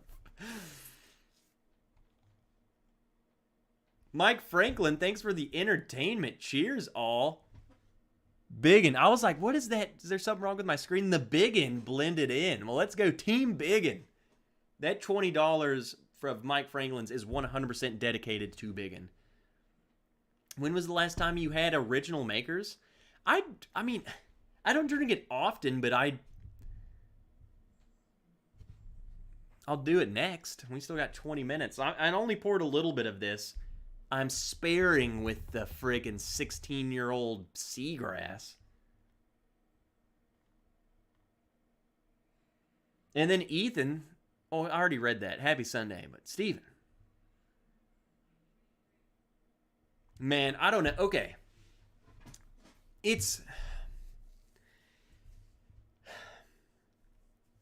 My problem is the price. And I know, like, I want to be realistic with you guys. If you're going out there and you're about to spend $250 on this, are you going to think that tastes like $250? I don't know. What I can tell you is what you get is really good. So, and I tried to say that in the review that I did of it. I don't think you're going to spend $250 and say, whoa, that literally tastes like $250. I think there's hardly any bourbon or rye out there that, at least that I've tried. I'm sure there's some out there, but the ones I've tried, there's not many that I say, yes, that tastes like $250. But if you do buy it, I think you would like it, is what I'm saying. It does. I love the little, you get, what is this? Let me read the bottle again. Apricot brandy. I think on the nose you get apricot for sure. Barrel Seagrass for $3.19, dude. No, don't do it. It's good. Trust me, it's really good. You don't need to spend $319 plus 20%. You're looking at like $360 plus. You get a lot of apricot brandy on the nose. And like a deep, like a caramel note.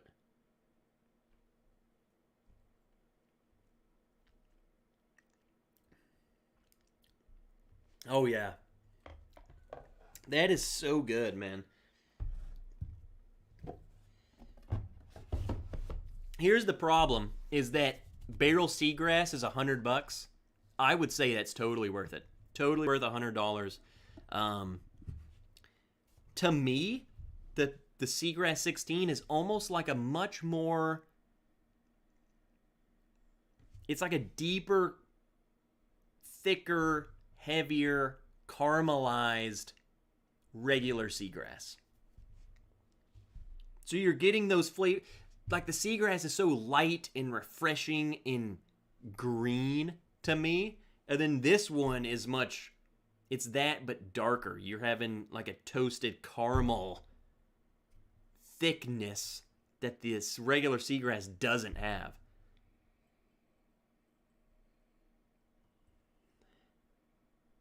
and you pick up a little oaky. You're getting some barrel, whereas the seagrass you don't. I don't know. It's good, but again, it's not as. Is there some kind of national whiskey meetup where people can come to Central USA and trade full bottles of scarce whiskey? Well, Ricky,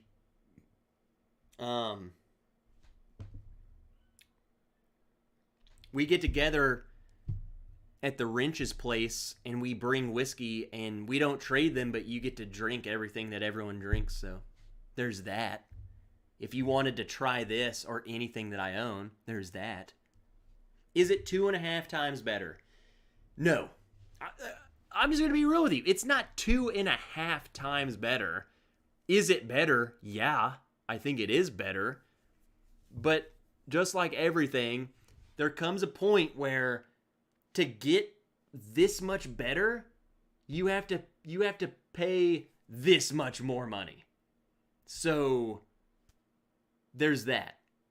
To get better, the price is going to jump and jump and jump and jump. Whereas the better is only growing in small increments. It is. Steven, he says it's 2.5 times different. It is. It's 2.5 times different. Night, Tom. Go to bed. He had one too many double oaks.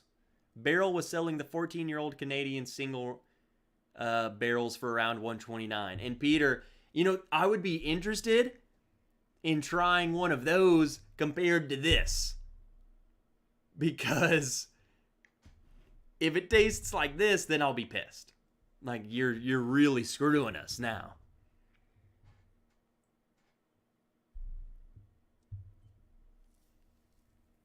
Did you blind them with anything? I mean, I could. I didn't. I haven't. I don't have that many ryes, nor do I have any other finished rye. And I feel like I would pick out the finish. What's up, Tommy D? Law of diminishing returns. Exactly. You're just going to, and like Steven said, it's like buying going through the ranks. Audi, Porsche, Lambo.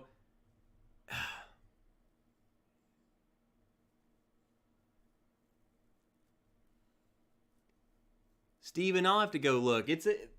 There's a big box over there. I need to go through it.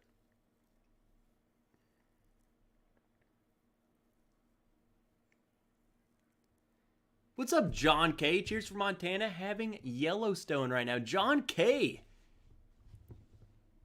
John, are you new here? I don't recognize that picture. Just curious how they determined the price. I am too. I really am. I don't know.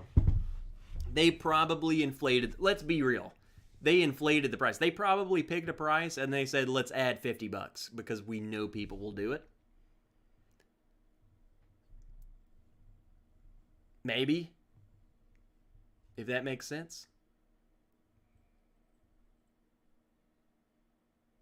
Fairly new, not to Whiskey Tube.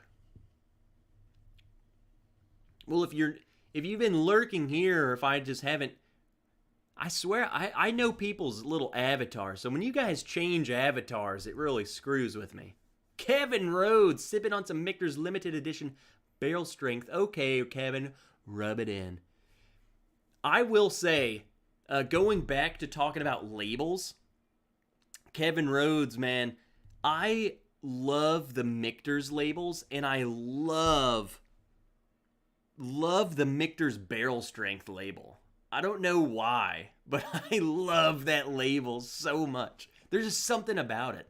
Like that old, it's like an old German Gothic logo. It's freaking awesome. Big League Bourbon. What's up, Chris? Lurking.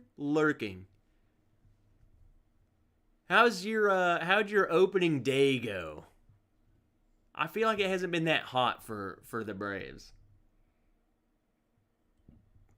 Dana Blanco. Trev Rocks. What's up? What are you up to? Who else just came in here? Mojo 88 Base and Bourbon. Bless up, Trevs. What's up, Mojo? Eric Larson. Eric, I didn't say hey to you, but I saw you come in here way earlier. What's up, Eric? And good night, Eric.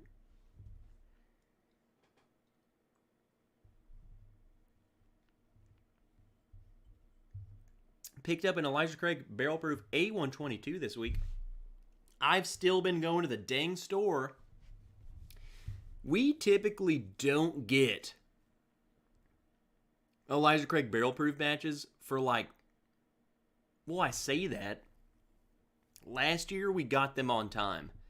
Every other year, I will assume that we won't see the A122 until this month or maybe next month when the B batch is supposed to be out.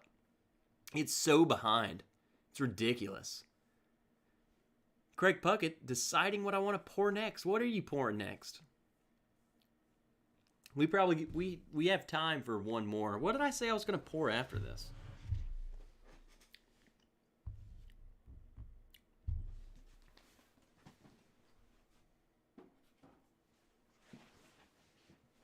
I'm still waiting for the ditch snitch to show up.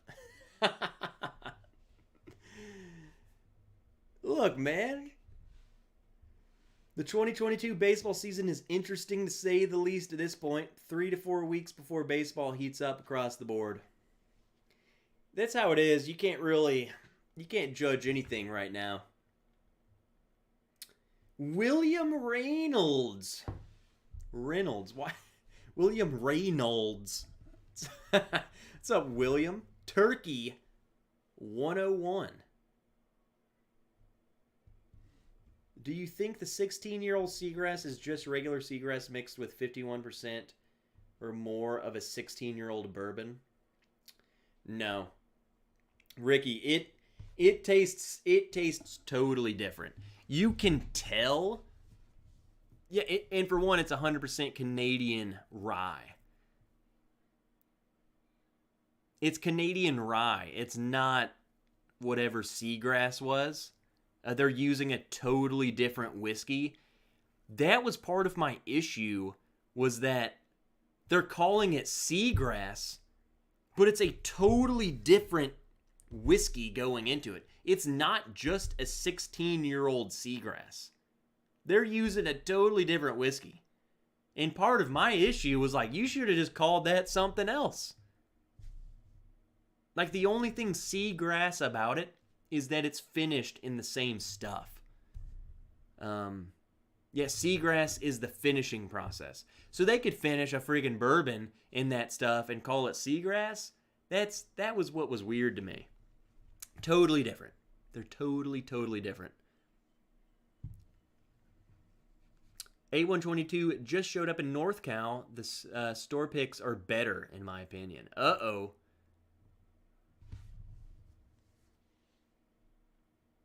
The 16-year-old Dovetail is coming this month? Hey, okay, big league. Dude, I love Dovetail, so might gotta try that. I honestly, though, after reading that, it really goes to show me that maybe I feel like they're riding some sort of hype train about riding the success of Seagrass. It's weird that all of a sudden they're coming out with all of these 16-year-old Dovetail, 16-year-old Seagrass, and then what the Dovetail, that's an $89 bottle. What's it going to cost? $250?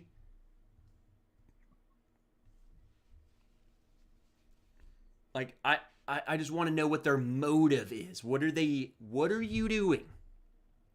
Why are you doing this? I went to Twins opener on Friday. Was in full winter gear. What?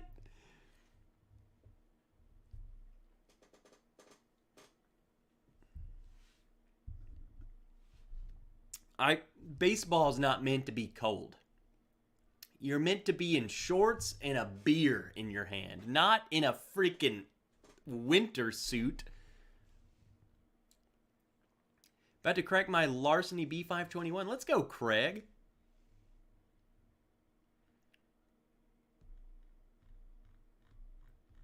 Barrel is Walmart Orphan Barrel. Dude, Ethan, don't talk crap about Walmart. I have so many Walmart clothing. They're putting out some hitters. Dan, we need to go to another Travs game. That's an open invite too. If anyone's ever in the Little Rock area, I will personally buy your tickets to an Arkansas Travelers game, and you have to come watch baseball with me. If you're in town, I'll buy you tickets. You got to go watch a game with me. Open invite. I might regret that, but it's what it is. I love going to Travs games. But Dan, yeah, we're going. I think the minor league, I think they start Tuesday. Or at least the Travelers opening game. I think it's Tuesday. So it's starting, baby. What's the $500 barrel craft? Robert D, I have no freaking idea. I don't have that. Nor will I ever have that. I don't know what that is. Justin Jenkins, friggin' what's up? Friggin' Justin. All right, we need to get one more pour in, and then we're wrapping her up. What do we got? I think a lot of people were drinking some Smoke Wagon. Should we do a Smoke Wagon?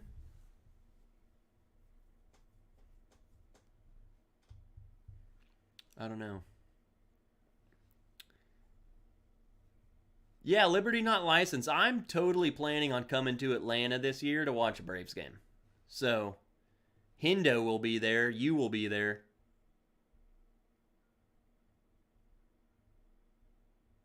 I wish the Toledo Mud Hens had good cheese curds at their games. That St. Paul Saints have better beer selection, but the cheese curds outside the Delta Sky Club are excellent. I don't know. Whoa, what? I don't know if anyone else gets these commercials, but I've been seeing commercials to move to Northwest Arkansas on my YouTube and other streaming services. Dude, Greg, I don't know. It's a nice area, man. Cracker Jack flavor whiskey, Ricky, don't have that. Cracker Jack flavored whiskey? Hold on, Glock Juice mentioned something. I didn't read it earlier when I called him out and I got sidetracked. What did he say earlier?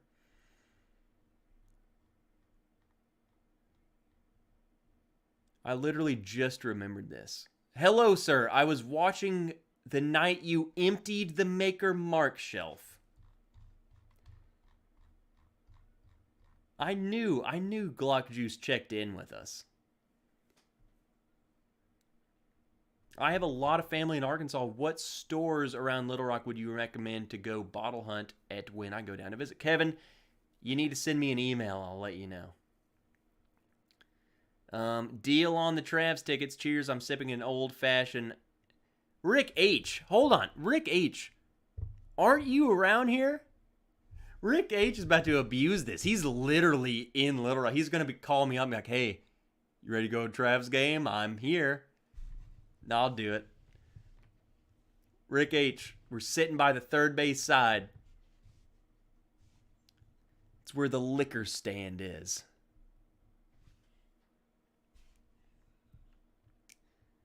According to the 16-year label, Dovetail will be Indiana, Kentucky, and Canada. Interesting. Poured some rare breed because I still have some. Have a good night, nerds. Good night, Jake.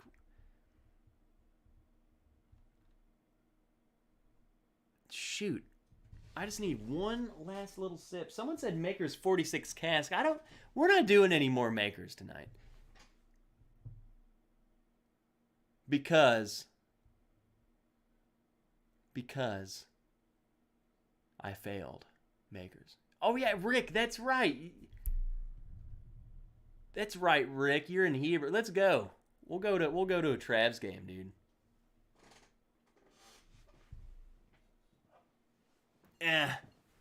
Jepson's. Well, I just grabbed some rare breed. That sounded kind of good.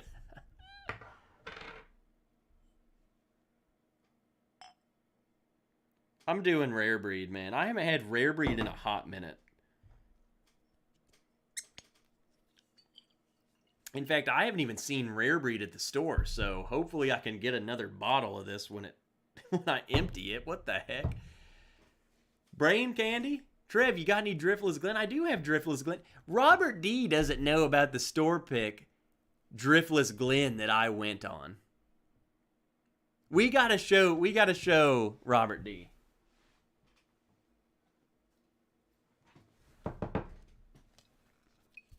Here you go. Big League Bourbon. Look at that blast from the past. Look at that sexy dude down there. That's easily one of the best labels ever. Can't believe you turned me into a freaking Oompa Loompa, man. Is that Rick James?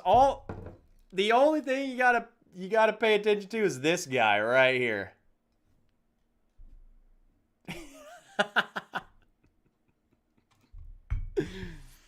Oh man.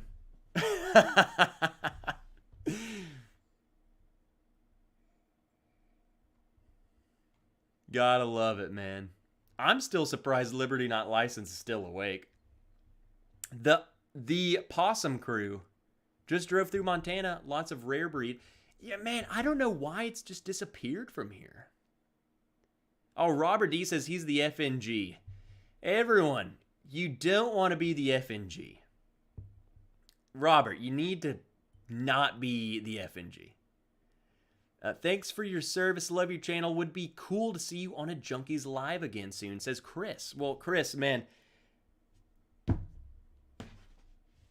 I've been in this game. You need to start pressuring. I will text Dan Shook my gosh dang self, but you need to go ahead and pressure Dan Shook and say, when the piss is Trev? When are we gonna? We've never streamed together. What the heck? He's supposed to be my lover, and we haven't even streamed together. What's up, Mark Vasco? How's the night going, Trev? It's going way better than what your night is because you're late. I like that Driftless more than the BJ's. I'm going to tell you right now, I don't know what other people's taste like. Other people's Driftless Glens, that is, Tommy. But I will say, for whatever reason, we got to try 20 barrels from them. Like 10 of the 20 they weren't there. They weren't ready. Or they maybe been too ready. They were past being ready. This is good. I think they're hit or miss.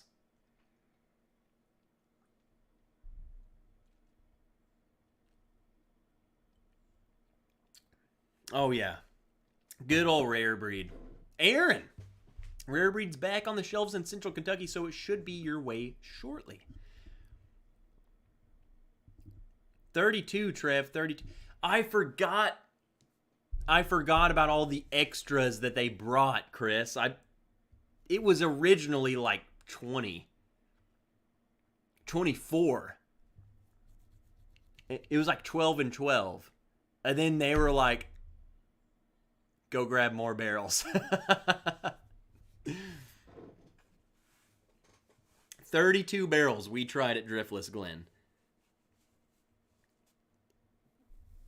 I forgot about all, like they literally brought more barrels out to us. I forgot about that.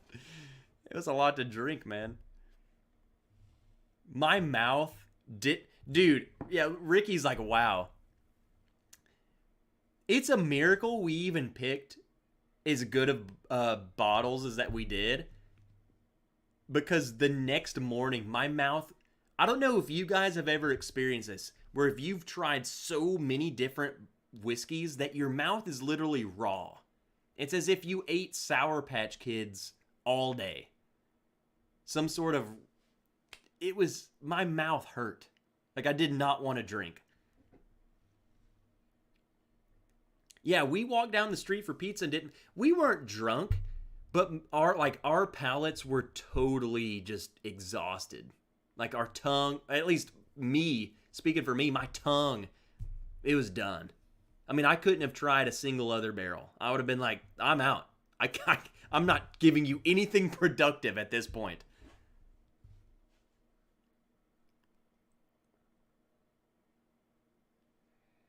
And, you know, that's the thing, like, exhausting your palate. Totally. And we were getting there. I think 32, it seems like a high number. That's definitely... No, exhausted palate sounds drunk. I'm telling you, dude, I don't think any of us... I did not leave that tasting room drunk at all. He paced it out for us, like... And we weren't pouring full glasses and then just drinking the whole glass. It was really just sip of this one, sip of that one. Just very little sips. But when you're doing that 32 different times over the course of a couple hours, like, your body can, like, run through it. But then your mouth is like, dude, I can't freaking do this anymore. So...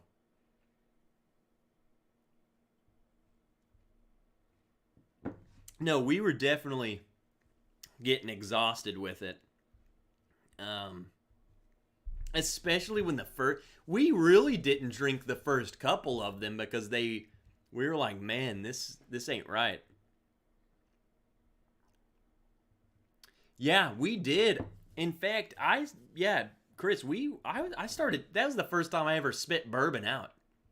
I felt like a wine guy. I was literally spitting out bourbon. But yeah, your tongue, it doesn't matter if you swallowed it or not. It's burning your mouth, like your cheeks and your tongue. It's still getting freaking zapped by the bourbon. John T, the carpet turpentine. Oh, the carpet. What's up, Daniel? And you know, it doesn't... Yeah, a big old pour like that, 3 cast strengths, and it's back to back to back. Easy just to blow out your palate, man. I feel like I missed a lot. Mash and Drum, Driftless Glen pick is also really good.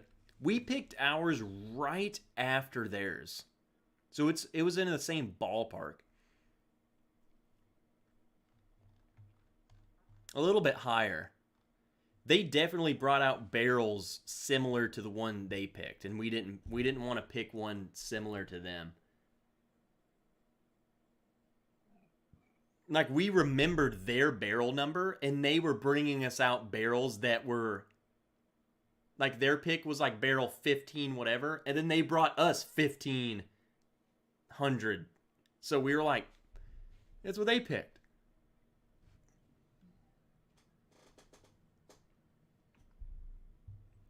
There's Liberty Not License. Yeah, let's finish this glass. And then Livewire Whiskey's going live. They're having their 1-year celebratory live stream. What causes the flavor of wax in whiskey? I don't know, Ricky. What do you get that on? Wax. Like crayon? It might be a Marine Corps whiskey. That makes sense to me.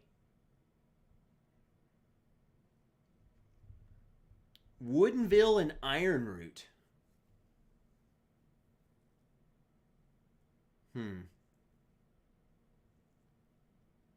Crap, man. I think it might be what you're calling wax, because I get a similar note between a Woodinville and a Texas. Honestly,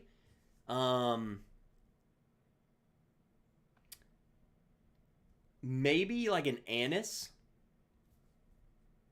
A light anise on the Woodinville, a heavier anise on the Iron Root, like a black licorice type of note. Like, I don't know. I could see that as being called waxy. I don't know.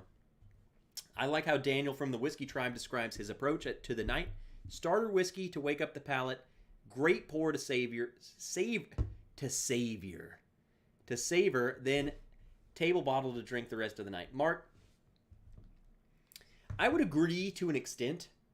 I feel like my palate definitely can distinguish between a great bottle for at least a couple pours. After 4, it depends on how heavy you pour. I pour little ounces. I never pour a full glass.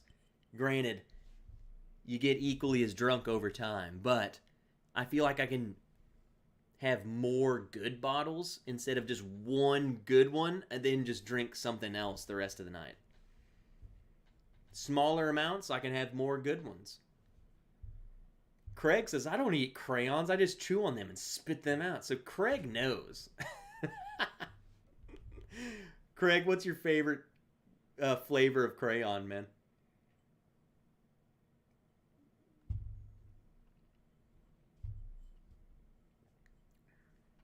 Honestly, Mark, like my palate doesn't get blown out in terms of like being raw or not picking up the subtleties. If I do a live stream or something, I can definitely do a couple of pours of some good ones. Before I realize I'm pretty observant when I'm like, man, I'm getting kind of tipsy. Probably shouldn't go to the top shelf. Let's stay down here. Because I can still taste it, but I don't want to miss out on the subtleties and the, pinky finger up of some of the good bottles. So, to each their own. If you want to get drunk and drink your friggin' Pappy, that's cool. I don't care. You paid for it. You can do whatever you want with it.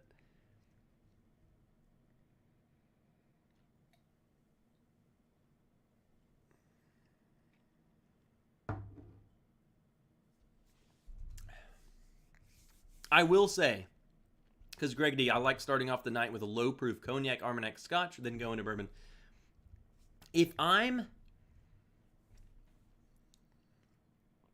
I do that too. I will warm up my palate. The thing is, though, low proof to warm up my palate, I feel like that's all relative. Before, I would just grab the lowest proof thing, and that would be my warm-up. But now I can grab 100 proof bourbon, and that's a warm-up. But I do grab a non-barrel strength whiskey, usually, to wake up the palate. If I'm in a competition or whatever, which obviously I don't win, so maybe my methods aren't what you should do, but just to start the night, who cares? We're starting the night. Warm up the palate. Move on. It's whatever. All right, let's wrap it up. Can someone drop the link to Livewire Whiskey's live stream?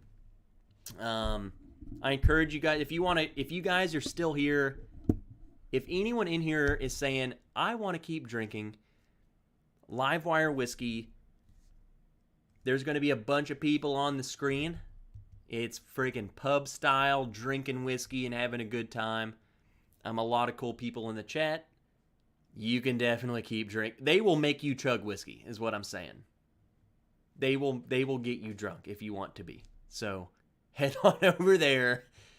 Congratulate Stahl and Adam, Mr. Whiskey Shits, on 1 year of shenanigans.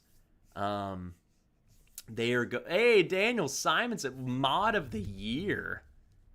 They're live right now. So if you go over there via that link, let them know that Trev sent you. We got to go congratulate them. Otherwise, if anyone's still here, I think that tomorrow I might release another video. Crazy, 2 videos in the span of 2 days. But I've been really enjoying the wrench news, where I'm like covering news of bourbon, and because we had a breaking development after the first video I did of that, and I filmed another one immediately, and it's ready to go, and it just needs to be posted. So that will probably be tomorrow. It's all about Belle Meade. Spoiler alert, there's more news. Belle Meade. It's getting wild over there. But other than that, I will see you guys next Friday for some regular Friday shenanigans. Thanks for hanging out on a Sunday. Hey, Craig. Hey, everyone. There's another Belle Meade video coming out. Because it's a developing story. I really feel like we're a news channel. Because there's another video about Belle Meade. That immediately, them fools are watching my crap. You just have to watch the video. Craig, you're good though. You were good to buy the bottle of Belle Meade, is what I'm saying. If anyone bought the Belle Meade, good. Unless you live in Tennessee. That's all I'll say. Check the video. It's the same style as the last one. I think it's way better. I had so much fun editing it. More news. Booze news. See ya, guys. We're doing it tomorrow. I'm posting it. See you tomorrow for booze news. Hit that bell notification. I still didn't put that in the video. You even said that in the comments, that hit that bell notification. Crap. See you guys tomorrow. See you Friday for a live stream. See you at Livewire Whiskey. Have a great week. Mark, I'm glad you caught the end of it too, my friend. Tim Robertson, where do you live? Do you live outside of Tennessee? Then you might want to go buy one if you aren't ever planning on visiting Tennessee, is what I'm saying. Other than that, love you guys. I will see you where the heck I see you next. Cheers, nerds.